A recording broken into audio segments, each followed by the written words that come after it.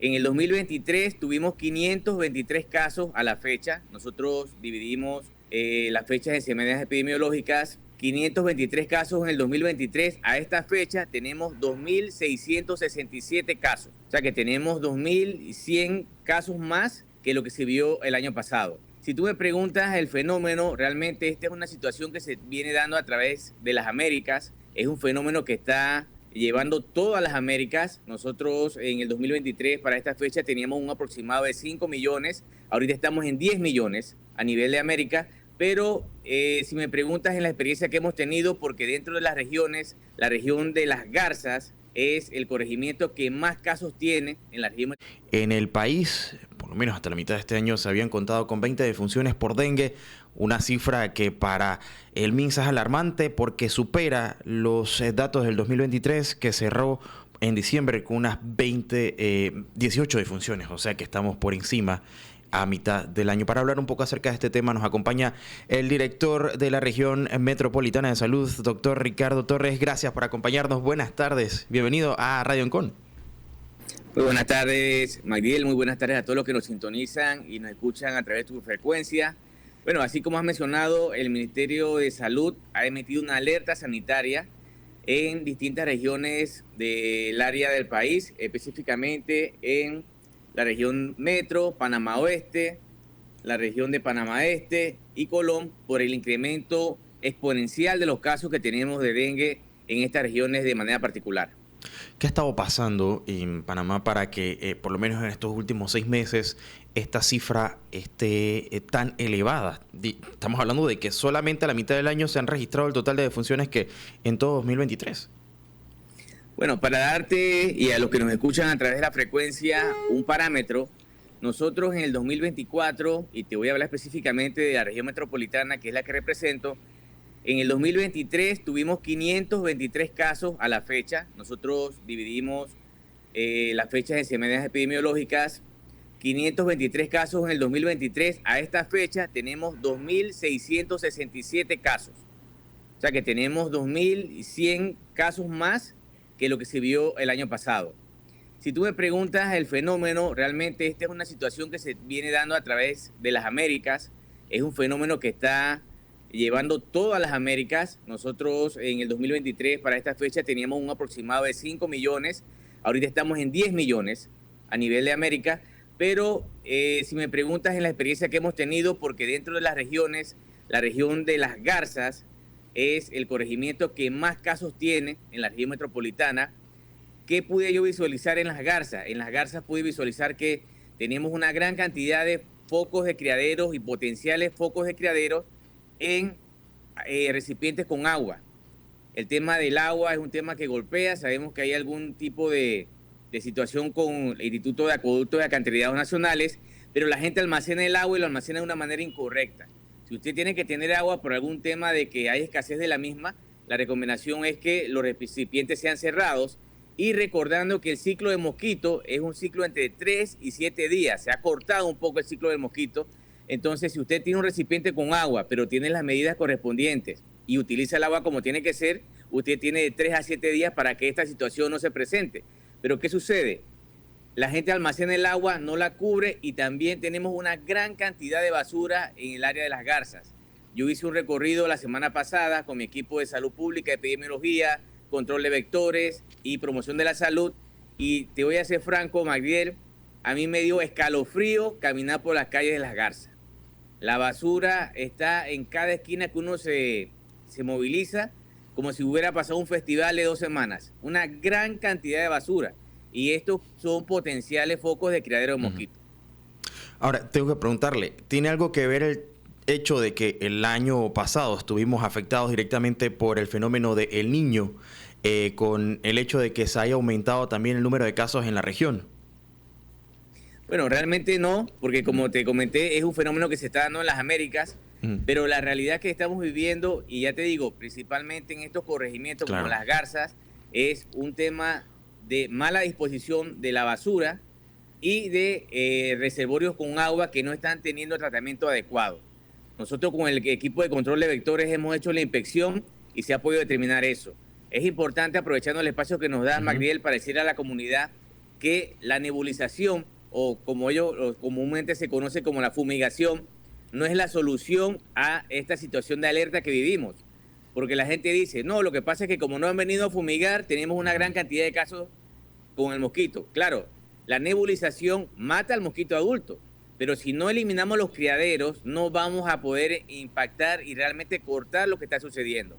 Tenemos que hacer un trabajo con nuestros vecinos y con nuestras comunidades de inspección en nuestras áreas, porque literalmente estamos viviendo con el enemigo. Claro, entonces empezamos primero por examinar qué está pasando en nuestros hogares, porque estos índices que se están reportando de un aumento tienen que ver en mucho con la forma en la que estamos haciendo, digamos, o guardando o quizás mala disposición tanto de desechos o con los criaderos. Tengo que preguntarle también acerca de las sanciones, porque este tema hubo un tiempo en donde se reforzó muchísimo y había muchos operativos. ¿Cómo está el tema actualmente para identificar a aquellos que estén incumpliendo y que están, digamos, haciendo caso omiso al llamado de las autoridades para poder eliminar todo tipo de criaderos? Sí, mira, el Código Sanitario establece las multas o sanciones para aquellas personas que infringen la normativa. De manera usual, una persona que infringe y se le pone una multa a nivel local, las multas van hasta 500 balboas. Si la persona es sancionada, en mi caso, por el director regional, estas multas van de 501 balboas hasta 5.000 balboas. Y si las multas son puestas por el director de salud, estas multas van de 5.001 hasta 50.000 balboas. Lo que nosotros queremos es hacer un llamado a la conciencia, porque realmente no es el objetivo estar multando a personas, porque la mayoría son personas que tienen escasos recursos, y créeme que el tema entonces de la sanción de multa se convierte en un problema más que en una solución. Tenemos que incidir en la conciencia de la población y que entiendan. Nosotros actualmente tenemos la mayoría de los casos de dengue, son casos que no presentan signo de alarma, pero a nivel de la región metro ya van 4 defunciones. Tenemos casos de dengue con signo de alarma 273. Realmente usted no sabe en su comunidad si usted va a ser afectado por el mosquito y si usted va a desarrollar un dengue con signos de alarma grave o la muerte. El dengue mata, y ese es un mensaje que se lo estamos transmitiendo a las comunidades, porque a veces se piensa que es una cuestión de que me picó el mosquito y no pasa nada. Hay personas que han fallecido ya en corregimientos como Betania, Curundú, 24 de diciembre y Pedregal, secundario a esta infección por dengue. Entonces, ya te digo, más que hacer un tema de punitivo, queremos que la población tenga conciencia de que lo que estamos viviendo actualmente es una situación de alerta y que puede llevar en un momento determinado a una persona que es picada por el mosquito a la muerte. Y ningún tipo de multa puede reponer una vida humana. Tengo que preguntarle también, doctor, con respecto a el tema de esos síntomas, ¿no? Porque al tener este estado de alarma frente a los aumentos de dengue, hay que prestar especial cuidado a los síntomas que estamos presentando, sobre todo cuando se han hecho muy comunes los resfriados. Claro que sí. Mira, el dengue es una enfermedad viral febril. ¿Qué quiere decir eso? Que va a dar fiebre. Ante la situación actual que estamos viviendo, cualquier paciente que tenga fiebre, dolor en el cuerpo, dolor en los músculos, en las articulaciones, un síntoma muy clásico es el dolor retroocular, me duele en la parte de atrás de los ojos, ese paciente tiene que acudir a recibir atención médica. Afortunadamente tenemos las pruebas de detección de dengue en los centros de salud a disposición. O sea que rápidamente, ante la presencia de esta sintomatología, podemos hacer un diagnóstico y podemos tomar las medidas pertinentes a nivel de nuestro equipo de salud pública para que se atienda el caso y se pueda mitigar cualquier complicación que pueda haber secundario al mismo. Hay que acudir a atenderse. Tenemos actualmente influenza, todavía se ven casos de COVID, puede ser una infección bacteriana, pero actualmente lo que estamos tratando de detectar y de actuar de manera inmediata es dengue. Si usted tiene eso, acude a una instalación para hacer diagnóstico. Si usted tiene un cuadro febril, aparte del dolor, porque a veces hay pacientes que piensan que eso se les va a pasar solo, si usted aparte de eso tiene alteración del estado de conciencia, dolor abdominal intenso, náuseas o vómito, esos son signos de alarma y con mayor razón tiene que acudir a una instalación de salud para hacer el diagnóstico, para que ese dengue no evolucione en un dengue grave y no tenga un final como podría ser la muerte del paciente. Oye, muy importante eso que menciona, doctor. Oiga, en los casos de las defunciones, ¿no hubo una atención, digamos, pertinente? ¿Cómo se dan estos casos? Bueno, si te soy franco, Magdiel, realmente no conozco el histórico de cada uno de estos. Si te digo una información, estaría faltando. Efectivamente. Pero lo cierto es que ante cualquier sintomatología como la que acabo de mencionar, sumada a náuseas, vómitos o alteración de estado de conciencia, con mayor razón todavía hay que acudir a una instalación de salud. Como siempre, los pacientes generalmente que se complican son pacientes en edades extremas, ya sea pacientes infantes o pacientes añosos que tienen algún tipo de comorbilidad que hace que el cuadro se complique. La población que está mayormente afectada es la población productiva y es por eso que el llamado también va a toda la población, porque vamos a tener ante esta situación una gran cantidad de personas que no van a poder acudir a sus trabajos porque se encuentran malos con esta sintomatología de dengue. Entonces es un esfuerzo mancomunado. Nosotros ante esta alerta que se ha decretado vamos a sumar otras instancias. Existen comisiones interinstitucionales las cuales tienen que también aportar, porque créeme que el personal solo del Ministerio de Salud no es suficiente para atacar esta situación que estamos viviendo. Totalmente de acuerdo, y no hay que rifársela, hay que inmediatamente acudir a los centros de salud o a un centro médico para poder detectar si efectivamente se tiene o no la enfermedad, y mejor es salir de dudas que esperar a que se agrave. Ya para ir finalizando, doctor, tengo que preguntarle también sobre el tema de la prevención y los cuidados, esas recomendaciones, porque ¿qué pasa? Digamos, en mi casa yo me aseguro de que no exista ningún tipo de criadero, pero el vecino, el que está al frente, no lo hace y soy yo el que termina siendo afectado. ¿Qué podemos hacer para tratar de cuidarnos al máximo del mosquito? Bueno, es un tema de comunidad, así como lo acabas de decir. Es un tema de trabajo en equipo, porque de nada vale, como bien mencionas, de que yo tenga mi casa libre de criaderos y mi vecino está faltando a la norma. Nosotros estamos tratando de sumar diversos grupos solamente para que tengan un panorama a nivel de la comunidad, de los grupos vivos, para que nos ayuden a hacer estas inspecciones por diferentes áreas. ¿Cuál sería la recomendación? Ya te digo, al margen de que pueden utilizar mosquitero o algún tipo de repelente ante esta situación, lo más importante es verificar que el entorno no tenga criadero de mosquitos.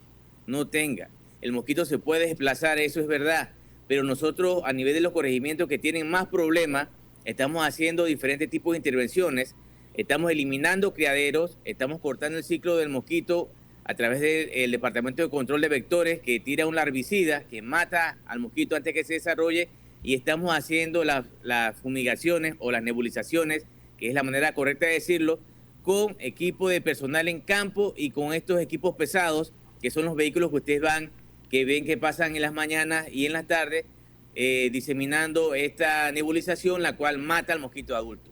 Si ustedes me preguntan cuál es mi recomendación, verifique su casa y su entorno y elimine los criaderos de mosquitos, los potenciales, porque hay algunos que son útiles, como los recipientes de guardar agua, hasta los recipientes de guardar plantas, las vasijas de agua donde están los perros o los animales que usted tenga en la casa, verifíquelo, porque el mosquito le gusta vivir en casa. Algunos dicen que es un mosquito aristocrático, que le gusta vivir con nosotros, le gusta tener condiciones agradables en la sombra. Él no se va a desarrollar afuera en un charco, él quiere estar con nosotros. Y en algunos casos, pues, aquellos recipientes que no son útiles, como las llantas, que ahí encontramos una gran cantidad también de criaderos de mosquitos, también tienen que ser eliminados.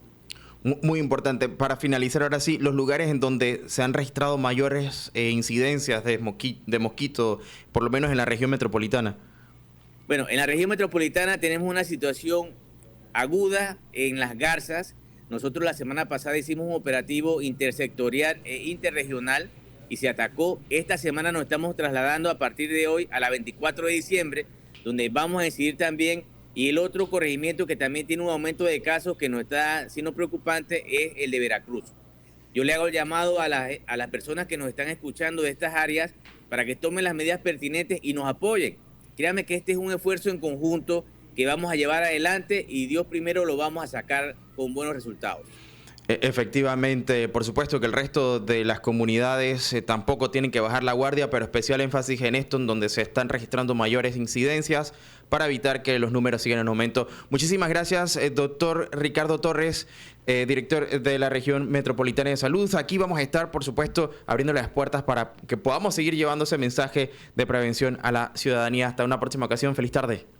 Estamos a la orden. Gracias. Bueno, son las 4:27 de la tarde. Vamos con más buena música, algo de, por supuesto, los anuncios, el cambio comercial. Y no se vaya porque todavía nos queda media hora más de relax. Esto es Radio Ancon.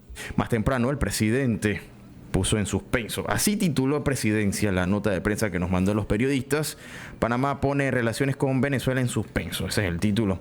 Y señala que el presidente de Panamá, José Raúl Mulino, anunció hoy el retiro de todo su personal diplomático en Venezuela y que las relaciones con el país sudamericano han quedado en suspenso hasta que se ponga en marcha un sistema institucional transparente y confiable en el conteo de votos de las elecciones presidenciales venezolanas celebradas este domingo. El suspenso en las elecciones diplomáticas se mantendrá, explicó Mulino, hasta tanto no se realice una revisión completa de las actas y el sistema informático del escrutinio de votación que permitan conocer la genuina voluntad. Las relaciones consulares se mantendrán con el fin de no afectar a los venezolanos residentes en Panamá. Oiga, para hablar un poco acerca de esto estará con nosotros el doctor Rafael Candanedo, periodista. También está con nosotros el empresario y periodista José González desde Nueva York. Nos acompaña. Buenas tardes. Gracias por aceptar nuestra invitación aquí en Radio Ancon. Encantado de estar con ustedes. Bueno, es un gusto conversar. Bueno, José, has tenido experiencia viviendo en este país, en Venezuela, también en Panamá y como analista internacional. Empecemos por ¿qué pasa ahora? ¿No? Ya vimos lo que sucedió anoche. La oposición, desde antes de que se entregaran los resultados, habían denunciado una serie de irregularidades. Hoy hay un número importante de motorizados, sobre todo en Caracas, manifestándose, pero pareciera que el status quo seguirá como se ha mantenido en los últimos 10 años. En estas horas del 29, el día siguiente a la elección, hay que recordar que los resultados se anuncian a las medianoche más 8 minutos. La oposición venezolana había cantado victorias de temprano por los exit polls, por las encuestas, y reaccionaron en una forma inesperada, porque no se esperaban este tipo de resultados. Casi nadie apostaba a un triunfo de Maduro, y si así hubiera sido, se esperaba que ganara por un margen muy pequeño, como cuando le ganó a Enrique Capriles en el 2013 por 1.2%, y es un 7%, que es razonable en el voto histórico del chavismo-madurismo, pero que sorprende en una elección en la que no se esperaba. Hoy día Caracas amaneció muy tranquila, pero con un aire enrarecido. Hay una sensación, yo no estoy en Venezuela, pero viví en Venezuela mucho tiempo, conozco mucha gente de uno y de otro lado, ¿sí? Y hay una sensación de que no se sabe a ciencia cierta qué va a pasar. Independientemente de que se haya declarado a Maduro ganador, que le dieran las credenciales de presidente hoy día, y que él dice que va a emitir una ley entre una serie de leyes para invocar el diálogo, y va a llamar una elección en el 28 de agosto de las bases del chavismo para decidir el gasto público.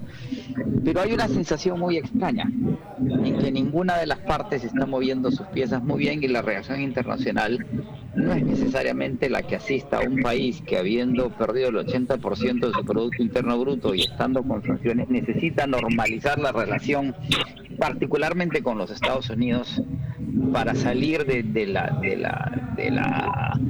esta situación económica que no le funciona a nadie. El triunfo de Maduro podría ser, es decir, Maduro puede ganar perdiendo, porque si no tiene recursos para sostener su gobierno, en 6, 12, 18, 24 meses podría tener una crisis que no puede atender y le podría costar el poder. Quiero aprovechar también para darle la bienvenida al doctor Rafael Candanedo, periodista, también analista y filólogo. Rafael, hablemos un poco del peso que tiene sobre todo las posturas internacionales. Panamá, y hablando un poco particularmente de nuestro país, en donde ya hay una postura manifestada por parte del presidente Mulino, llama la atención que hacía referencia a una situación similar que se vivió hace unos 35 años aproximadamente, en el 89, en donde también estábamos bajo un régimen de dictadura. Rafael, háblanos un poco acerca de lo que consideras tú esas similitudes y cómo, digamos, el peso internacional puede influir o no dentro de esta decisión. Bueno, yo creo que el peso internacional, bueno, muy buenas tardes también a mi querido amigo José González y a ti también, querido amigo Magdiel Torres. Mire, yo creo que el peso internacional no es el que determina. Por supuesto que es importantísimo, un poco en la línea también que el país necesita inversiones, necesita el crecimiento económico, necesita estabilizarse. Esas palabras estaban en la campaña de ambos bandos, bueno, eran varios bandos, pero los dos bandos principales. Y de manera especial en Panamá nosotros vivimos una situación muy similar que yo creo que nos puede dar luz para entender lo que está ocurriendo. Nosotros vivimos un periodo dictatorial desde el 68 hasta el 89. Estamos hablando de ¿cuántos años? 21 años. Uh-huh. Sí, 21 años. En Venezuela son 25 años, con todo lo que todo lo que ha significado, pues, de cambio, de, vamos a decir, de una revolución, de una forma diferente de hacer la política. Ellos llevan 25 años, más o menos son periodos similares. Por supuesto que en Panamá lo que había, y creo que debe quedar claro, lo que había era un gobierno de facto, donde los militares se tomaron el poder y después comenzaron a hacer de alguna manera algunas reformas, ¿no?, para hacerlo más asequible y sobre todo a Estados Unidos. La negociación de los tratados del Canal que se firmaron en el 77 tuvieron como moneda de cambio en que Panamá de nuevo hubiese partidos políticos, porque no hubo partidos políticos, que en Panamá también regresaran los exilados, las personas exiladas, bueno, eran centenares. En Venezuela algunas personas hablan hasta de 7,5 millones de personas que no se puede decir que sean exiladas, pero son migrantes justamente en gran medida económicas, ¿no?, por la situación económica. Bueno, el asunto y el otro, la libertad de expresión. En Venezuela la libertad de expresión ha estado menoscabada, pero ahí están los partidos políticos, han seguido luchando y, o sea, no se puede decir que uno puede equiparar una situación a la otra. Lo cierto es que cuando ocurren las elecciones, fue el 5 de mayo de 1989, acá en Venezuela es el 28 de noviembre de 2024, en Panamá la proporción de la oposición al régimen era 70-30. Y eso fue lo que la gente votó. Ahí hay un parangón interesante en los índices. ¿Y qué ocurrió?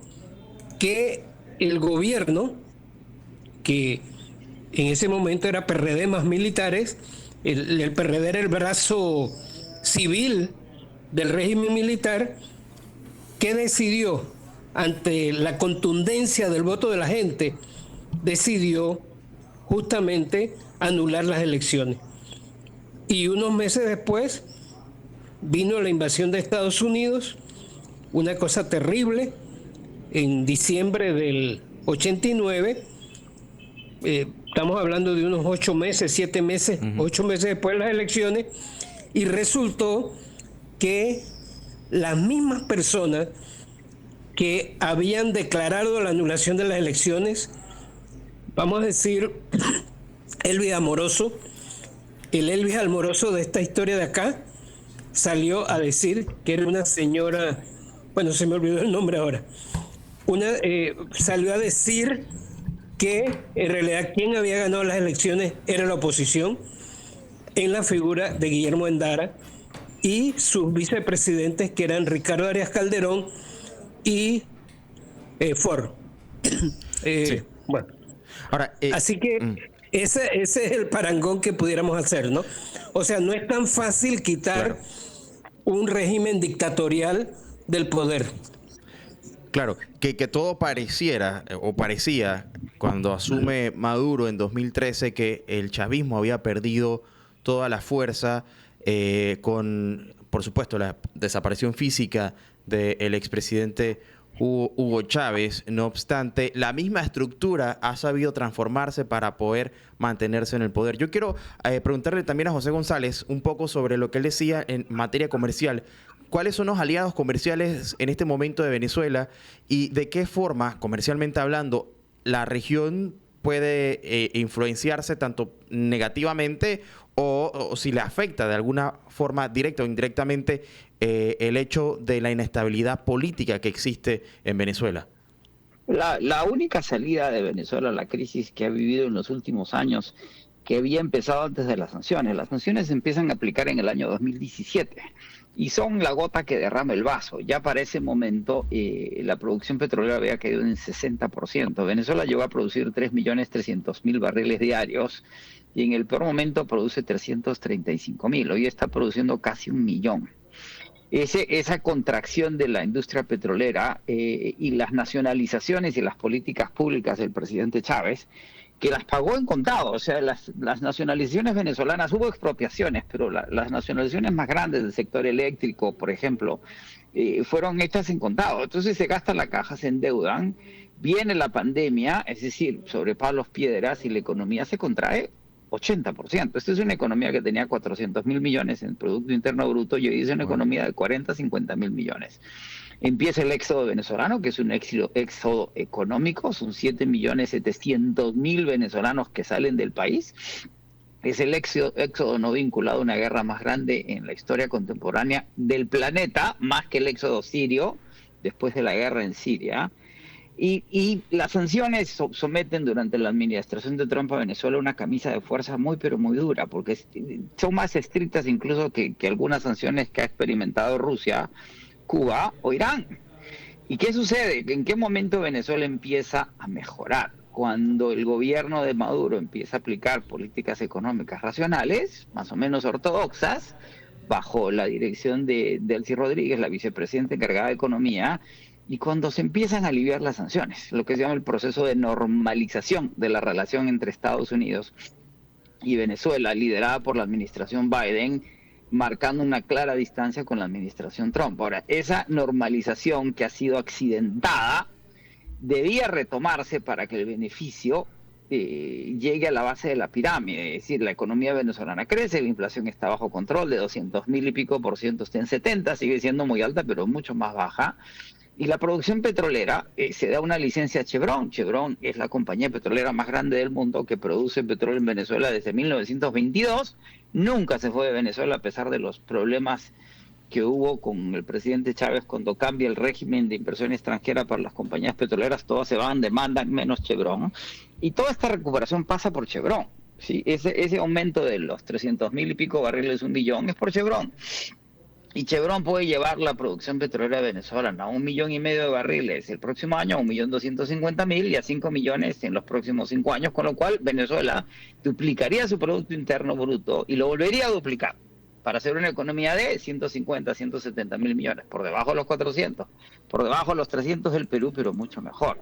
Y eso pasaba porque este proceso electoral fuera más o menos transparente.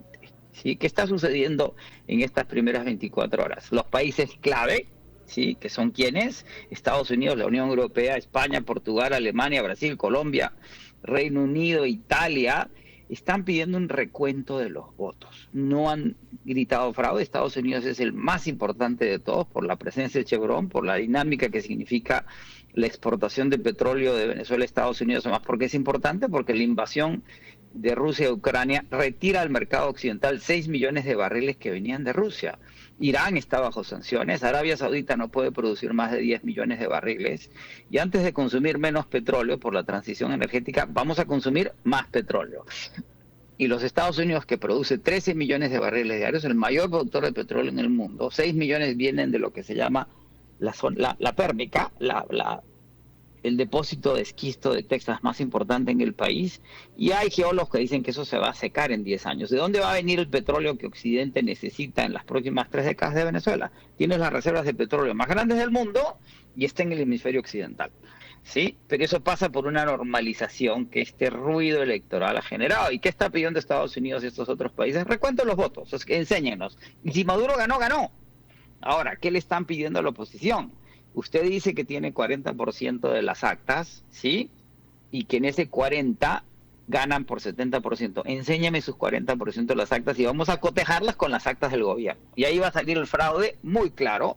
En el caso de la elección de Castillo en el Perú, la oposición dijo que había fraude, y cuando la OMPE, la Autoridad Electoral Peruana, hace un cotejo de las actas, no hubo fraude. Sí, era un invento de la oposición. Sí, y Castillo ganó por un margen muy chiquito. Todo esto pasa por ahí, por eso es que decíamos que Maduro puede perder ganando, pierde la presidencia, pero gana manteniendo el poder y la recuperación económica, o puede perder ganando, porque si se impone en una presidencia fraudulenta y no se normaliza la relación, su gobierno va a tener problemas tan pronto como los próximos 6, 12, 18, 24 meses. Solo basta que los Estados Unidos, y tenemos una elección el 5 de noviembre, todo depende, y es una elección nueva. El presidente Biden no va a reelección. Si Kamala Harris gana la elección, a rey muerto, reina puesta, decidirá cuáles son sus prioridades, y si gana Trump, la agenda es otra. Si le vuelven a imponer sanciones a Chevron, Maduro no tiene cómo atender a las necesidades de la gente y va a tener una protesta popular que no va a poder resolver como lo hizo en el año 2016, antes de las sanciones, ¿sí? Cuando la oposición pidió a la gente salir a las calles. Y la oposición tenía que estar dispuesta a ganar perdiendo, es decir, ganar la presidencia pero perdiendo el poder y generando un espacio de entendimiento y acomodo con el chavismo-madurismo, porque no podía perder, porque si pierde no gana. Y ese es el problema ahora. ¿Y qué hizo María Corina Machado anoche? Proclamó la elección de Edmundo González Urrutia. Eso no va a funcionar porque ya tuvimos la experiencia de Guaidó que no funcionó, ¿verdad? Y probablemente a partir de hoy es que empiezan las dinámicas de lo que debería ser un acuerdo entre las partes para darle una solución y no sencillamente resolver el problema venezolano, que depende de muchas instancias internacionales, fundamentalmente los Estados Unidos por el petróleo y la Unión Europea, en cierto sentido. Sí, y estamos hablando que para llegar a ese acuerdo primero hay que dilucidar algunos aspectos, como un fiscal ya acusando directamente a Corina Machado de ser responsable del atentado contra el sistema de conteo de las actas. Tengo que irme a un cambio comercial. Les pediría, si tienen un poco de tiempo, que se queden con nosotros para poder abordar dos temas importantes. Entre esos, José mencionaba que tenemos, o Maduro tiene el gran reto, ya siendo proclamado, de ver cómo recupera la economía afectada, y por supuesto ya se están viendo las repercusiones. Y segundo, un aspecto igualmente importante, la diáspora, que según muchos han dicho, incluso en palabras del presidente de Panamá, José Raúl Mulino, se espera que esto aumente debido a lo que sucedió. ¿Qué representa esto? Sobre todo, ¿qué políticas se pueden implementar en un año como este importante electoral en Estados Unidos, en donde ya seguramente va a ser un tema de campaña el tema de la migración? Bueno, nosotros nos vamos al cambio y ya regresamos. No se vaya, esto es Relax. Relax, la compañía perfecta para tus tardes, de 3 a 5, 2 horas que no te puedes perder, de lunes a viernes en Radio Ancon. Pasa tus tardes relax, junto a Magdiel Torres. Síguenos en Instagram, @Radio Anconpa. Descubra el gladiador de ventas que llevas dentro. Únete a No es Vender, es Influir 4 con Beto Butet. Aprende de maestros como Robin Sharma, Alex Day, Coral Muyáez, Carlos Páez, Solomon Hicks y Omar Alfano. Vive una experiencia única, llena de conocimiento y tendencias innovadoras. Este 8 de agosto en el Panama Convention Center. No te lo pierdas. Transforma tu vida y sé un gladiador del éxito. Boletos en www.betobutet.com. Te esperamos. La cancha es análisis, es intensidad. La cancha es ponerse la camiseta. ¿Quieres saber de deportes? De lunes a viernes a la 1 de la tarde. La cancha. Este es el ABC Villas de la Providencia, a 20 minutos de la línea 2 del metro, cercano a hospitales, escuelas, con conexión directa al IDAN, con una ubicación estratégica en Chepo Centro y sobre todo el mejor precio del mercado y aplicable al bono MIBI de primera vivienda. Aplica ya al 6866-6773. Albrook Mall presenta su cuarto concurso de polleras el día 10 de agosto a partir de las 3 de la tarde en la Plaza del Delfín. Contaremos con 5 categorías de pollera a calificar: marcadas, sombreadas, surcidas, regional de gala y montunas. Cada una de estas categorías tendrán sus 3 premiaciones: primero, segundo y tercer lugar. Y solo una de las 3 primeras categorías de gala será la ganadora de la medalla Albrook Mall y $2,000 en efectivo. Las inscripciones serán totalmente gratuitas y estarán abiertas a partir del 4 de julio hasta el 7 de agosto en el Centro de Información del Hipopótamo y la página web www.albrookmall.com. Los esperamos a disfrutar de un fin de semana típico lleno de mucho folclore y esplendor en Albrook Mall. Patrocinan Telered Sistema Clave, Gustavo Salazar, Rocco Productions. Escuchas Radio Ancon. Relax.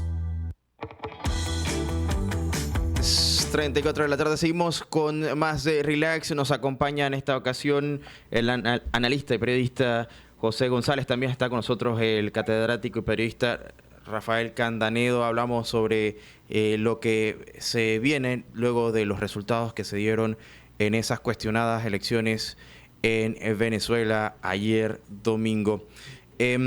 Algo bien importante quizás es cómo reacciona la prensa internacional. Por supuesto que aquellos que están con una postura mucho más afín a la del régimen venezolano no cuestionan ni discuten el resultado. Pero hablemos puntualmente de los medios estadounidenses. Estamos en un año electoral, en noviembre hay elecciones en Estados Unidos. ¿Cuánto influye este evento en la política o en los discursos presidenciales, sobre todo un tema tan sensitivo como el migratorio? Sí, don José González. La reacción anoche de la prensa norteamericana ha sido bastante neutral sobre el New York Times. Muy pocos adjetivos, muy poca mención al fraude, una cobertura factual de las cosas.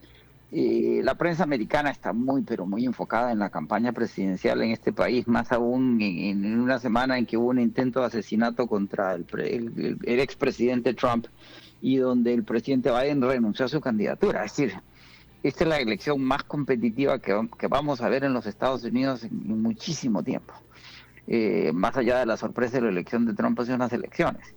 Y antes de estos dos eventos, había 2 eventos emocionales en las campañas políticas norteamericanas. Uno era la migración y el otro el aborto. Y había un tema real que es la inflación, que afecta mucho al bolsillo de los consumidores norteamericanos que están muy incómodos con la situación inflacionaria. Y el tema migratorio es por esta ola migratoria que está cruzando la frontera a un tenor de 200 o 150 mil personas al mes, de las cuales 40 y pico % son venezolanas, ¿sí? Ahora bien, han salido de Venezuela en los últimos años casi 7.700.000 venezolanos. 3 millones viven en Colombia, 1,5 millones en la ciudad de Lima, es la ciudad del mundo que tiene más venezolanos fuera de Venezuela. Y en Estados Unidos tenemos 200 y tantos mil. Recordemos que en Estados Unidos tenemos un déficit de empleo, es decir, empleos abiertos, no cubiertos por nadie, de 8 o 9 millones. En este país hay empleo, lo que no hay es capacidad para asimilar a los migrantes, ¿sí? ¿Y qué va a suceder? Hay mucha especulación de qué va a suceder con la reelección de Maduro.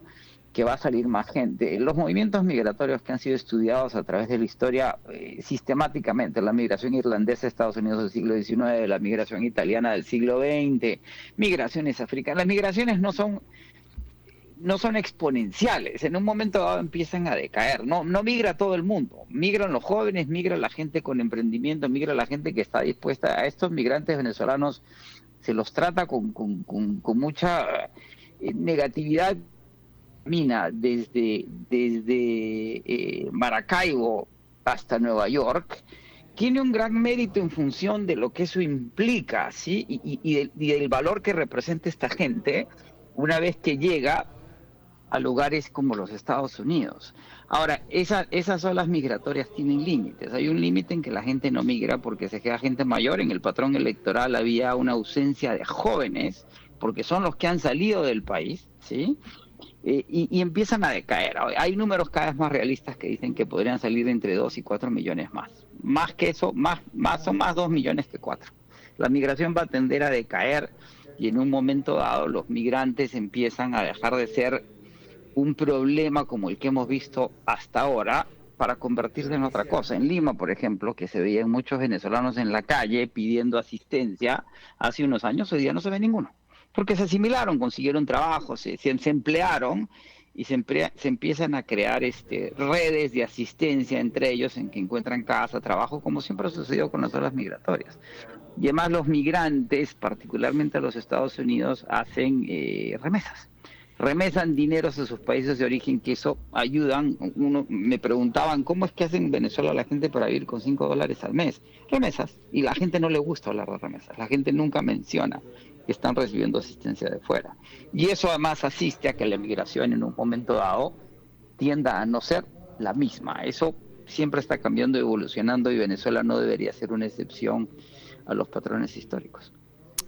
Efectivamente. Doctor Rafael, sí. Sí, bueno, lo de las remesas es ya común a muchos países a varios países de Latinoamérica, ¿no? Donde un punto importante de ingreso son esas remesas, y sobre todo proviniendo de Estados Unidos. Creo que ya es como, vamos a decir, ya es en el caso de República Dominicana y El Salvador, ya es una parte de hace muchas décadas que reciben las remesas. Yo creo que sí es importante. Hay gente que lo lleva por la calle arriba o la calle abajo, pero sí creo yo que hay un interés, y lo hemos visto en muchas de las declaraciones, es que pueda restaurarse un sistema democrático en Venezuela. ¿Cómo se hace eso? En realidad es muy complicado, porque bajar un régimen que tuvo mucha legitimidad en los inicios de Chávez. Bueno, Chávez en realidad comenzó dentro del ejército. El ejército sigue, las Fuerzas Armadas venezolanas siguen dándole respaldo a ese proyecto. De hecho, es de alguna manera el proyecto no de Maduro, el proyecto de las Fuerzas Armadas. Y con ese respaldo es muy difícil zafarse de ese poder. Y lo otro es que, de alguna manera, relacionándolo con Panamá, nosotros y algunas personas lo vieron como positivo. Yo nunca lo he visto como positivo, pero tuvimos que sufrir una invasión para poder quitarnos ese régimen militar.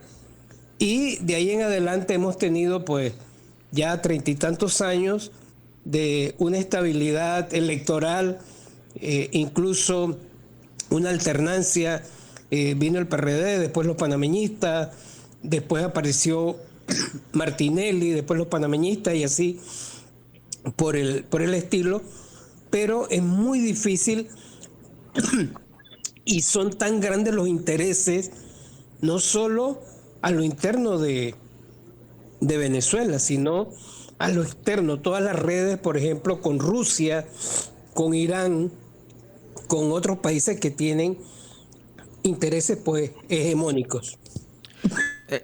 Sí, esa alternancia y esa estabilidad política que tenemos en Panamá y ese sistema electoral que se ha venido robusteciendo con el tiempo y que se discute cada 5 años, llega después de un periodo que, como bien lo menciona Rafael, es uno de los periodos, digamos, más sangrientos que tiene nuestra historia reciente. No obstante, el presidente Mulino hizo incluso alusión a la invasión. ¿Qué tiene que pasar en Venezuela para que cambie el status quo? Y en caso de que no llegue a cambiar y que los venezolanos no logren hacer que esto suceda, ¿qué puede pasar con Maduro de aquí al 2031? El caso venezolano es, como decía Rafael, Chávez tenía muy claro, Chávez se eligió en el 98 con una plataforma que no era necesariamente hostil. Digo, retóricamente sí lo era, decía que quería quemar que había que freír a los adecos en aceite caliente, la cabeza de los adecos. Chávez era muy dado a esas hipérboles. Sin embargo, era un gobierno que no fue particularmente hostil con el sector privado. Sin embargo, la oposición venezolana en ese momento, que no aceptaba la elección de Chávez, que lo vinculaba al Caracazo del año 89, al golpe del 92, organizan un paro petrolero que detiene a la industria petrolera y un golpe de Estado que derroca a Chávez por 48 horas, porque hubo un golpe dentro del golpe y el presidente de Fede Cámaras, la Asociación de Empresarios de Venezuela, que no había sido elegido ni para la presidencia del condominio, toma la presidencia y disuelve todos los poderes públicos. Los militares que habían organizado el golpe se asustan, le devuelven la presidencia a Chávez y en ese momento Chávez se convierte en otra cosa y lo que hace es consolidar el poder político, conforma un grupo político que es el Partido Socialista Unificado de Venezuela. Hasta ese momento él era jefe de un movimiento que se llamaba Quinta República, y a través del incremento en los precios del petróleo de $34 a 140, coopta a la sociedad a través del consumo y coopta el Estado. Y en esa consolidación de poder es que hace del ejército una casta, como en Cuba, como en Irán, donde el ejército republicano es el que garantiza la estabilidad del régimen teocrático, ¿sí? Y se dedica a educar a esa casta en la ideología y en la doctrina del bolivarianismo y les da poder político, poder económico. Entonces esa casta, los servicios de inteligencia norteamericanos dicen que desarmar eso va a tomar 30 años, ¿sí? Y lidiar con una transición en el poder en Venezuela lidia con la casta como una casta, ¿sí? Y eso es un proceso largo que la oposición nunca ha estado dispuesta a atender. La oposición ha querido cambios súbitos, rápidos, y que los beneficien a ellos particularmente y a sus intereses, antes que entender que lo que hizo Chávez es una revolución. Y el término revolución no es ni malo ni bueno, es un término. Rafa es lingüista y sabe más de las palabras, filólogo y sabe más de las palabras que uno. Pero la revolución volteó la pirámide y al voltearla, al darle ciudadanía, existencia a esa mitad, 40%, que es curioso, en la época democrática la mitad, 40% de la población venezolana decía que era una dictadura y no una democracia. Yo siempre le decía a mis colegas venezolanos, acá hay un ruido muy grande, lo que ustedes llaman como democracia, hay un sector que no lo ve como tal y nadie atiende ese ruido. La incorporación de la ciudadanía, imagínense lo que haber sido los años posteriores a la Revolución Francesa. Se cae la monarquía francesa, la burguesía toma el poder, no estaba lista, Robespierre corta la cabeza a medio mundo, Rousseau dice esto no es lo que tenemos que hacer, sacan a Robespierre, Napoleón llega al poder, se convierte la república en imperio, es decir, un caos de décadas. Lo que estamos viendo en América Latina, que la gente lo ve como caos, es el tumulto que acompaña inevitablemente al progreso. El progreso es tumultuoso, no es lineal, ¿sí? Usted está incorporando gente a la vida cívica, económica primero para ganarse un dinero, por las redes y la tecnología virtualmente a la vida social, y la gente demanda incorporación real y la gente vota, cada 4, cada 5, cada 6 años vota. Y esos cambios son los que estamos sintiendo. La criminalidad en América Latina es de tal magnitud que ya no es un problema criminal, es un problema social, es un problema económico, es un problema político. Eso ya lo vivieron sociedades como los Estados Unidos a principios del siglo pasado y lo atendieron racionalmente, no penalmente únicamente. ¿sí? Y en Venezuela todo eso sucedió al mismo tiempo. Entonces, ¿cuál es la salida? Lo que están invocando esos países que están teniendo una actitud más constructiva a lo que sucedió ayer. Es decir, vamos a contar votos, ¿sí? Antes de llamar fraude, porque podría ser que Maduro ganó la elección, tampoco lo podemos negar como no lo podemos afirmar, ¿sí? Oposición, enséñenme sus actas, ¿por qué no las quieren enseñar? Porque si las enseñamos, no, pero enséñamelas, ¿sí? Si no hay un diálogo entre las dos partes, que además asumamos que los números de Maduro son ciertos, ganó por 700.000 votos. O sea, tampoco es una gran diferencia, ¿sí? 50 y tantos contra 52, 51 contra 44, ¿sí? Tampoco es que la oposición no sacó nada, ¿sí? Si no hay un acuerdo, la transición venezolana se va a tener que parecer a la chilena, a la sudafricana, a la argentina, a la peruana, en donde hay un proceso de reconciliación y de entendimiento entre ambos lados. Sí, hay una palabra que usamos con mucha facilidad en América Latina, que tú eres un resentido. El resentido no es una noción estática, es dinámica, es resentir. ¿Por qué yo siento rabia contra usted? Porque usted me desprecia. El día que usted me deje de despreciar, yo dejo de tener rabia. Entonces empezamos y no le estoy pidiendo que me quiera, le estoy pidiendo que me reconozca, ni siquiera que me respete, ¿sí? Que me reconozca y que no me discrimine.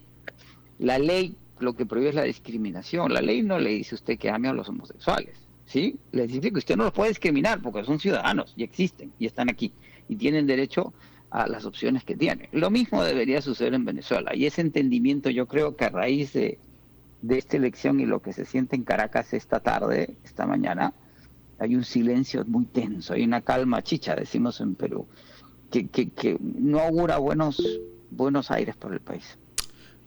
A mí me llama la atención, bueno, primero que ante la posición de los tres países que tienen, vamos a decir, mayor desarrollo político de nuestro continente, Uruguay, Chile y Costa Rica, al mismo tiempo tenemos dos países que se han mostrado muy, vamos a decir, tenues en su reacción. Bueno, hay diferentes intensidades, ¿no?, en las reacciones. Es el caso de Brasil y de Colombia, que han mostrado justamente un proyecto en la línea de lo que José González está señalando, y es llegar a un acuerdo. Incluso se ha hablado de la posibilidad de hacer un referendo donde vaya por allí por el tema de lo que José señala, el modelo surafricano, el modelo chileno, que vaya por allí. O sea, así por el simple proceso electoral, creo que no va la cosa frente a la preocupación que señaló Magdiel. Y el otro punto, creo que es válido que la oposición, bueno, por lo menos ahora se ha reunido, pero ya la oposición ha tenido muchas carencias, incluso ha habido elecciones a las que no ha ido. Hay personas que dicen, bueno, pero ¿para qué vas a ir a una elección donde ya de antemano las cartas están echadas o ya se sabe quién va a ganar? Yo sí creo que es un ejercicio altamente positivo participar como se participó ayer en este proceso electoral, y que tenga consecuencias. A lo mejor no son las que uno quiere, porque lo ideal sería que le den el triunfo a quien ganó, si es que ganó, y que la economía de Venezuela y la estabilidad democrática, económica, política se enrumbe, y no estar a expensas de lo que pase. Pero es muy difícil deshacerse de un régimen que tiene un componente militar en su origen. En efecto, sin duda, muchísimas otras cosas más que habrá que esperar, porque será el tiempo el que nos diga o nos traiga todas esas respuestas. Lo que sí es cierto es que una situación muy particular la que vive Venezuela en este momento, por lo menos por lo pronto, y hablo por mí, es muy complicado determinar qué va a suceder en los próximos días, semanas o meses con Venezuela. habría que buscar la salida al diálogo. Muy válido también el punto que mencionaba José González cuando se refería a la oposición diciendo, bueno, ¿dónde están las actas? Sería importante también que la oposición mostrara sus resultados para dar fe a lo que han estado manifestando desde antes de que se dieran los resultados oficiales y también denunciando la serie de irregularidades que se estaban presentando en el proceso de conteo de las mismas. Yo le quiero agradecer nuevamente a José González y al doctor Rafael Candaneo por acompañarnos en esta ocasión, hablar un poco de esta situación que se ha vivido en Venezuela. Conteo de votos es lo que piden muchos países. Antes de retirarnos, nada más para que nos pongan un poco en contexto, se ha hablado mucho de activar los mecanismos de la OEA y otros aspectos similares. ¿Qué significa esto y tiene alguna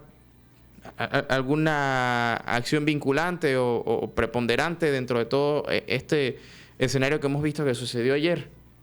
Los cancilleres ya han convocado una reunión de emergencia de la OEA para discutir el caso venezolano. Ahí la condena de la OEA, si alguna, es una condena más moral que efectiva. No hay una fuerza armada latinoamericana que pueda tomar ningún tipo de medida, pero obviamente no hay nadie que haya aceptado abiertamente. Sí hay Nicaragua, Cuba, Irán, Rusia, los socios tradicionales del régimen bolivariano, pero de nuevo, la clave para Venezuela es Estados Unidos y Europa, porque en manos de ella está la recuperación económica de Venezuela.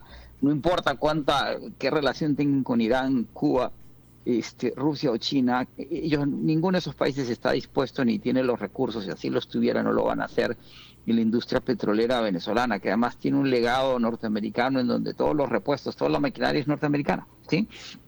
Ergo, la relación más importante es a los Estados Unidos, y ahí que vayan a tener que entrar este reconteo. Si no entran al reconteo y no muestran las actas, y si al hacerlo se demuestra el fraude, las circunstancias serán otras. Y la oposición tiene que ser más inteligente y más sensible, y jugar el juego que decidieron jugar, sabiendo que las reglas no eran competitivas. Y lo que acaba de decir Rafa es clave.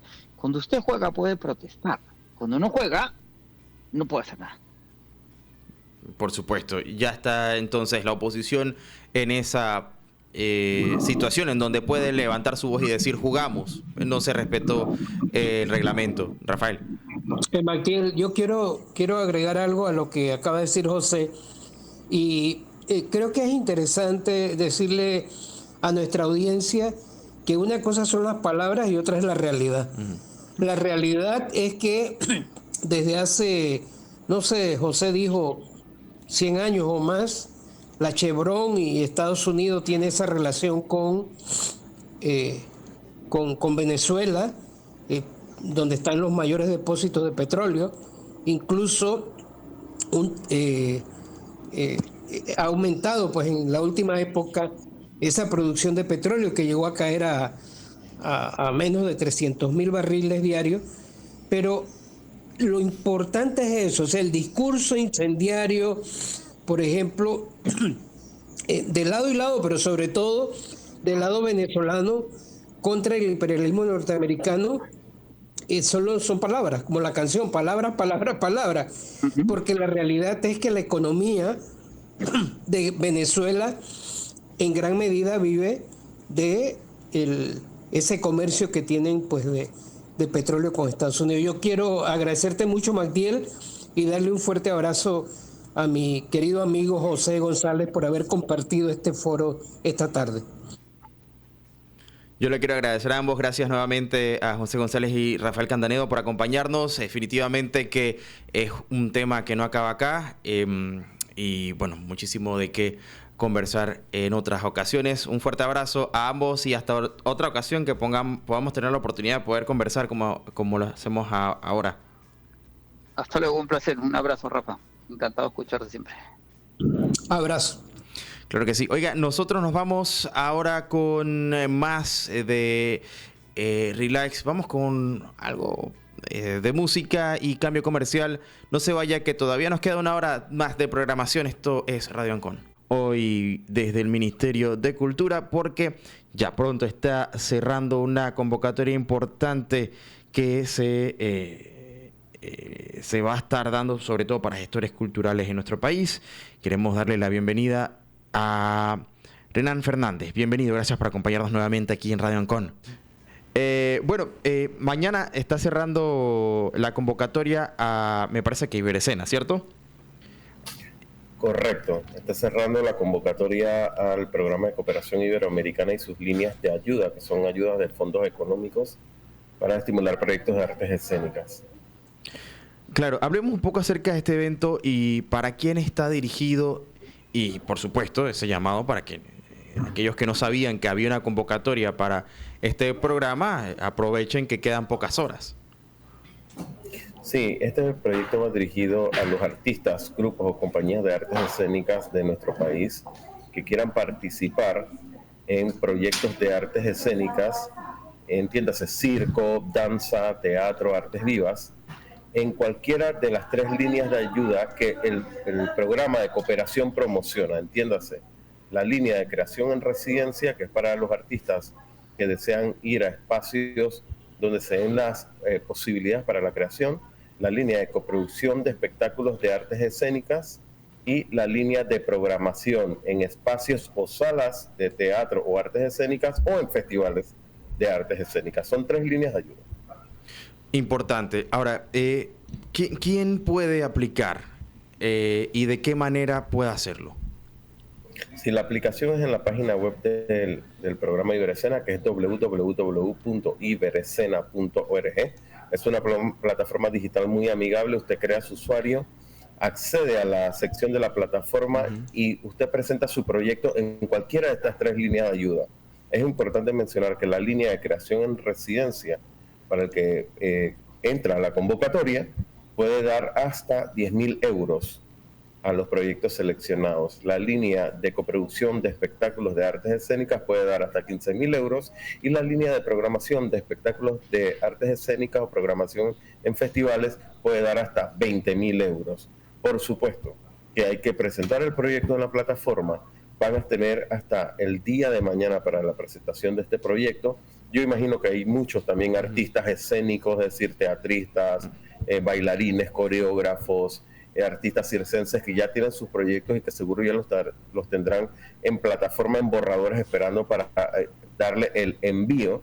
Pero es importante y bueno recordar que no es necesario irse hasta el final del día, que es importante que lo más temprano en la mañana o el día de hoy estén enviando sus proyectos para concursar y tener la posibilidad de el acceso a estos fondos de cooperación que el país, en este caso Panamá, a través del Ministerio de Cultura, pone dentro del programa de cooperación para que los artistas y gestores panameños puedan participar a estos fondos.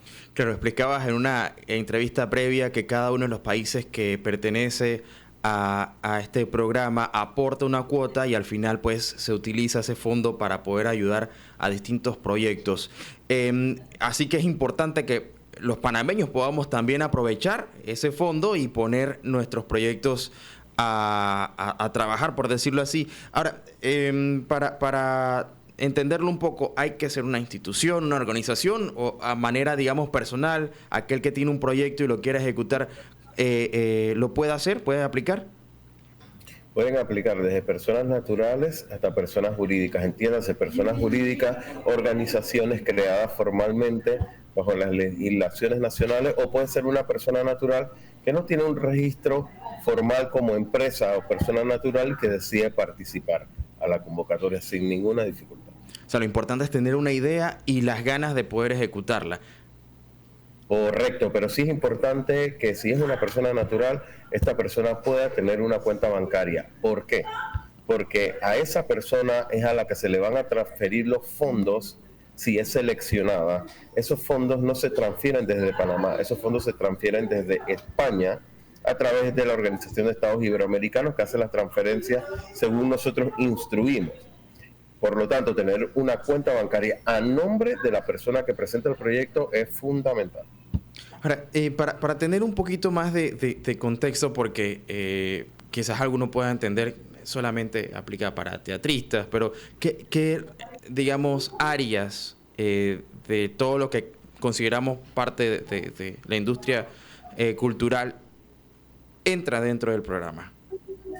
artes escénicas. Pero ¿qué involucramos dentro de las artes escénicas? El teatro, las narraciones orales, voy a ampliar un poco, narraciones orales, la danza en todos sus géneros, incluyendo danza aérea, por ejemplo, el circo en todos sus géneros o estilos o formas, y las artes vivas. Las artes vivas se entiende como una combinación de todas estas antes mencionadas, que se consideraría como un espectáculo interdisciplinar, porque tiene una mezcla de todas estas posibilidades. Y en las artes vivas hay una particularidad especial, y es que además a veces hay música en vivo y poesía en vivo. Entonces, todas las posibilidades de las artes escénicas, los cuentacuentos, narradores orales, inclusive el teatro de títeres, teatro infantil, teatro no infantil, de adulto para la tercera edad, es decir, todas las posibilidades de artes escénicas. Importante, o sea, que aquel que tenía esa idea y decía, bueno, la engavetó, es el momento de sacarla y ponerla. ¿El programa únicamente contempla, digamos, este fondo o también brinda otro tipo de ayuda o algún programa de formación o mentorías? Ok, nosotros sobre los fondos concursables de nuestras líneas tradicionales, estas 3 líneas, nosotros damos mentorías y tutorías incluso en otros países, vamos y cooperamos, porque a veces hay otros países donde no hay tantas aplicaciones porque hay que preparar más en cómo se presentan proyectos. Pero en nuestro país nosotros también damos esta mentoría, pero el programa además tiene la particularidad de que tiene proyectos especiales, es decir, realiza diagnósticos o estudios a nivel iberoamericano, donde se incluye a Panamá, sobre problemáticas que existen buscando encontrar soluciones. Por ejemplo, el año pasado lanzamos una investigación que se hizo en toda Iberoamérica, que era sobre la problemática de la movilidad internacional de los artistas. Esta investigación, que está en 3 idiomas, entiéndase español, portugués, porque claro, la lengua portuguesa o la portuguesa, estamos hablando de Brasil y Portugal, que es parte de Iberoamérica, y también se hizo en inglés, pensando en que también tenga un mayor acceso a nivel mundial. Entonces, ya este proyecto especial que lanzó una investigación, que es la primera investigación en su tipo en la historia de Iberoamérica, importante mencionarlo, ahora va a una segunda fase que es de prototipados que inicia este año y que el año que viene concluye con un encuentro presencial, un laboratorio de innovación para buscar resultados. Ya, ¿de qué manera solucionamos problemáticas de nuestra industria de las artes escénicas? Pero también tenemos una beca de investigación que es bienal. Esta beca de investigación se hizo su lanzamiento y se escogieron a los seleccionados, que una es una organización de Chile y otra de Portugal, y que es para investigación en artes escénicas, que también es una acción o actividad que muy poco se ve. Hay investigación en muchos tipos de profesiones, pero en artes escénicas, si bien hay, no son tan difundidas o no tienen tantas posibilidades de recursos. Bueno, también tenemos una beca de investigación y así una sucesión de proyectos y programas que realizamos generalmente durante el año, que también son beneficios para nuestros artistas nacionales en Panamá. Y es importante mencionarles que si no reciben un fondo por una ayuda directa, probablemente lo reciban indirectamente, porque en los otros países, cuando presentan sus proyectos, siempre tienen que tener a un país de Iberoamérica. Puede que no reciban un apoyo directo, pero sí lo reciban indirecto. Y para puntualizar sobre el impacto económico, para que tengan una idea, cada año nosotros distribuimos en fondos en toda Iberoamérica aproximadamente 1.100.000 euros. Y en la historia que tiene el programa, Panamá en el programa, que es desde el 2013, se han destinado aproximadamente 465.000 euros en ayudas directas a proyectos panameños. A panameños, únicamente estamos hablando de los proyectos panameños, o sea que hay una inversión que se ha estado haciendo a través de Iberescena para proyectos nacionales. Me gusta mucho lo que mencionaba sobre la integración de países dentro del programa, que permite, digamos, esa sinergia, ese compartir, ese programa que termina siendo hasta intercultural y enriquece también los proyectos, nos deja algo a nosotros y nosotros podemos dejar algo allá. Creo que eso también es uno de esos aportes invaluables, ¿no?, de lo que permite Iberescena. Sí, por supuesto. Al ser un programa de cooperación iberoamericana, como los hay varios, es decir, Panamá no solo forma parte de Iberescena, también forma parte de Ibermúsicas, por ejemplo, y tiene también convocatorias. Y hay otros programas de cooperación a nivel regional. La intención de un programa de cooperación es generar vinculación en Iberoamérica. Porque si bien es cierto que nosotros dentro de nuestro país tenemos una industria de arte escénico, las posibilidades de los creadores se multiplican cuando salimos de nuestro país a realizar lo mismo que hacemos en nuestro país, presentar espectáculos, escribir coreografías, dramaturgias, en conjunto con otros países, porque hay una transferencia de saberes culturales, de tradiciones, de técnicas, de niveles o calidad profesional, como ocurre en otras profesiones cuando un profesional de la medicina, de la investigación científica, del deporte, va a otro país. Lo que ocurre regularmente es que esa transferencia cultural sube el nivel cultural y da más acervo justamente a la capacidad creativa, física o científica del involucrado. Y justamente esto es lo que buscamos con los programas de cooperación, crear como un solo corredor donde podamos movilizar nuestro arte mucho más allá de nuestro sector, inclusive traer también de otros países, ¿no?, para que conozcan las idiosincrasias de los otros países y sus contenidos creativos. Y así crecer, no solamente ese compartir, sino que también esos fondos. Por acá me pregunta un oyente si se puede unir varias artes, entre esas poesía, música y danza, en los proyectos. Sí, eso es un trabajo interdisciplinar, por ejemplo, donde hay poesía, música y danza. Sería un complemento de artes vivas. Se desarrolla en un escenario, se considera arte escénico porque hay una ejecución textual, tal vez no dialogada, pero sí poética. Y hay danza, que es parte de las artes escénicas también. No considerada dentro de las artes escénicas está la música, pero al tener estas interdisciplinas entra automáticamente en artes vivas. Así que sí se podría, en efecto, y es muy valorado. De hecho, es importante mencionarles que desde que estoy al frente del programa por parte de mi país, yo he visto la cantidad de propuestas y proyectos y la mayoría son interdisciplinares. Es decir, no es... Sí hay de teatro específico, sí hay de danza específico, pero la mayoría, probablemente un 70%, son interdisciplinares. Es decir, la mezcla de todas estas otras formas, estilos, géneros artísticos. Inclusive el audiovisual también se mezcla. Es decir, hay interpretación escénica y danza y hay proyección de video también.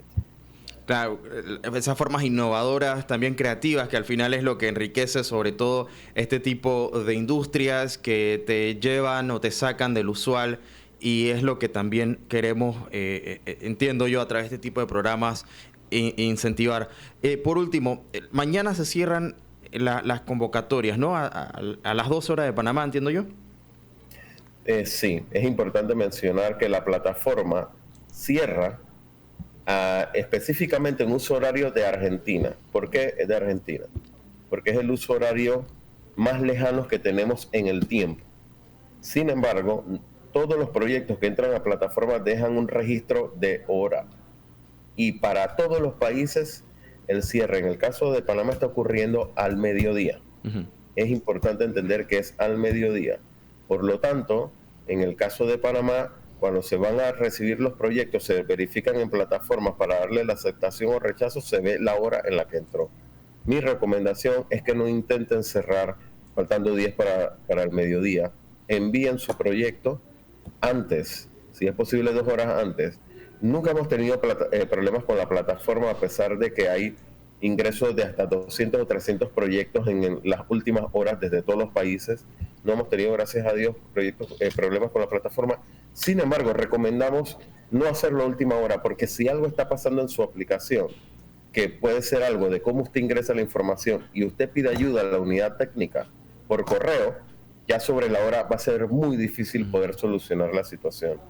Que por cierto, el correo es contacto@iberescena.org. Nosotros recomendamos enviar todo lo posible el día de hoy, y si es muy complejo algo que están subiendo, el día de mañana, a más tardar a las 10 de la mañana, es porque si la plataforma les lanza un error, que suele ser que no hemos subido la información de manera correcta, ustedes puedan contactar y la unidad técnica se conecte y revisa. Pero si ya sobre la hora va a ser muy difícil. Si su proyecto ustedes consideran que todavía le falta, intente igual participar, porque cada vez que uno hace la acción de participar, uno ya está haciendo un ejercicio formativo de manera independiente que va mejorando cada vez que vuelve a presentar un proyecto. Claro, y queda también en la plataforma, en el registro de plataforma, y va a tener valoración, calificación de forma transparente, y va a tener una devolución de su proyecto, que le va a decir cuánto fue su calificación, si quedó o no quedó, por qué no quedó dentro de los evaluados y qué hacer para mejorar. Caramba, Renan, pero esto es importantísimo y muy valioso porque muy pocas aplicaciones te dicen cuánto sacaste y qué tienes que mejorar. Creo que eso es un esfuerzo que hay que estimar bastante bien. Por último, quisiera que aquellos que nos escuchan y que de repente tienen que ver con esta industria de artes escénicas, le dejaras ese mensaje de por qué participar y por qué no perderse esta oportunidad. Hay que participar en principio porque es un derecho que tenemos. Los derechos culturales, como bien se conocen, no solo nos dan la posibilidad o nos permiten disfrutar del derecho de crear como artista profesional o amateur, o como artista comunitario. Es un derecho que tenemos. Por otro lado, porque hay fondos que aporta el país, en este caso, aporta Panamá al programa a través del Ministerio de Cultura, y son fondos también que provienen de nuestros impuestos, así que debemos también darle uso a ellos. Y por último, porque cada vez que nos exponemos al desarrollo creativo y exponemos a nuestras audiencias a las manifestaciones artísticas, estamos generando una sociedad que tiene mejores posibilidades de vida, mejores posibilidades saludables, de paz, de ambientales, de sostenibilidad y de convivencia comunitaria. Y creo que ahí podríamos decir que está lo más importante de esto, poder tener una sociedad de paz y en convivencia comunitaria plena. Claro que sí. Oye, te agradezco muchísimo por esa invitación. Recordarle nuevamente a todos los interesados que tienen hasta mañana mediodía, pero bueno, como lo escuchamos, el director de Iberescena en Panamá lo acaba de decir, no espera hasta mañana. Si puede, adelante todo hoy, mándelo 2 horas antes para que no se pierda esta espectacular oportunidad de participar en este programa. Renan, invitado para cuando ya tengamos los resultados y sepamos cómo al resto de los que no estamos participando en el programa podamos por lo menos asistir a ver todas estas presentaciones que sin duda van a estar también interesantes. Por supuesto, vamos a estar ahí. Gracias por el espacio. Y muy breve les menciono, hay una obra que va a estrenar muy pronto y que va a estar por el Encuentro Nacional de Danza del Ministerio de Cultura, que es ahora en agosto, y el 11, la obra que inaugura es una obra Iberescena, es decir, ha tenido fondos Iberescena, umbral de la compañía Gramo Dance, y se va a presentar en Cielo. Pero hay muchas organizaciones o grupos que han obtenido fondos, como la Tribu Performance, que es muy conocido por sus grandes espectáculos y que ha girado por Sudamérica. El Festival Internacional de Danza Prisma, que va a ser en octubre, tiene fondos. El Festival Internacional de Artes Escénicas de Panamá, que se presentó recién en mayo, también obtuvo fondos. Y así una gran cantidad de artistas y gestores panameños. Así que les mantendremos en comunicación y estaremos disponibles también para cuando ustedes deseen más información compartir. Claro que sí, muchísimo gusto y gracias al presidente de Iberescena en Panamá, Renan Fernández, por acompañarnos, y con esto pues llegamos al final, nos despedimos y hasta una próxima ocasión. Gracias a todos por su fiel audiencia. Recuerde, de lunes a viernes de 3 a 5 de la tarde aquí por Radio Ancon. De mi parte, Magdiel Torres junto a Claudio Quiroz en controles, deseándoles una feliz tarde. Ya viene José Bravo para Cinco Mentes a las 6, Camino Coronado con Ancon Magazine. Quédese con buena música y más de nuestra programación en Radio Ancon. Hasta mañana.